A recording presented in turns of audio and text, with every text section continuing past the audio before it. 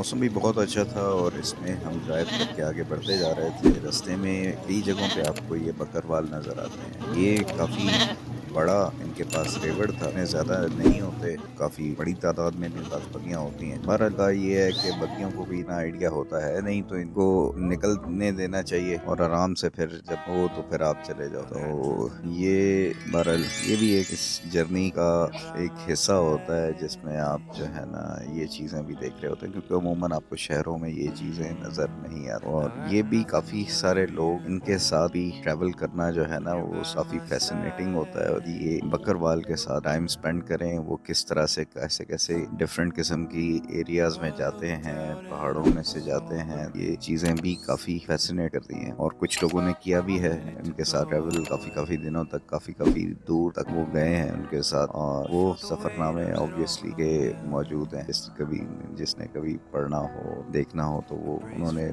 Share किया हुआ है, यानी कि that information is available on the internet as well. बहरहाल अपनी जर्नी आगे बढ़ती जा रही थी। तैयबा भी बहुत इंजॉय कर रही थी लेफ़्ट राइट के व्यूज़, ऑल्दो अभी तक कोई भी ये चीज़ ऐसी नई नहीं थी इसके लिए, लेकिन ये वाटर क्रॉसिंग्स बाइक पे करना वो काफ़ी ख़तरनाक होता है। तो बहरहाल रास्ते में वाटर क्रॉसिंग्स भी काफ़ी सारी अभी आनी है, कुछ आई हैं, तो आगे चल के थोड़ी ज़्यादा हो जाएंगी, स्पेशली लुलु सर के बाद।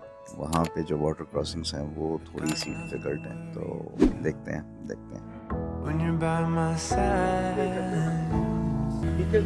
got nothing to worry about. When you're by my side.